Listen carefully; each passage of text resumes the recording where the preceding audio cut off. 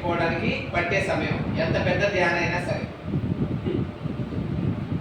3 రోజులు పట్టింది మళ్ళీ ఎల్లిపాయ ఎఫెక్ట్ నుంచి బయటకు రావడానికి. ఒకవేళ ఆ 3 రోజుల సమయంలో కనుక ఎవరైనా మంచి పాత దోస్తు దొరికిందంటే ఇక మళ్ళీ కొద్దిగా ముందుకు వెళ్తాం. కొద్దిగా వెనకాల ఏలి నర్సరీ కూడా కొద్దిగా అంటే ఎల్లిపాయతో రోగాలు పోతున్నాయి అంటున్నారు సార్.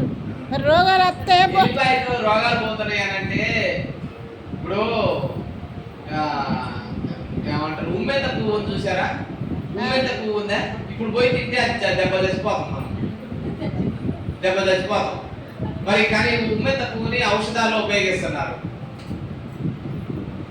అలా అని చెప్పేసి ఉమ్మెంత పువ్వు బ్యాడ్ అంటామా?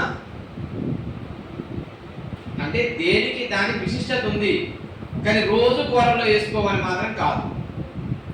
అసలు ఈవెన్ కారం కూడా మన మెదడుకి మేలు చేయదు. కారం ఉంటుంది చూసారా? కారం, మిరపకాయ కారం మెదడుకి మేలు చేయదు అసలు, అది జస్ట్ టేస్టే. కానీ మిరియాలు ఉన్నాయా? మిరియాల కారం మెదడుకి మేలు చేస్తుంది, మెదడుని రిలాక్స్ చేస్తుంది మిరియాలు. అందుకనే మనకు పూర్వం 100 సంవత్సరాల క్రితం మిరియాల కారమే వాడేవాళ్ళంట, మిరియాల పొడి చేసుకొని. ఈ మధ్య నేను కొనుక్కుందాం అనుకుంటే రేటే చాలా ఉంది.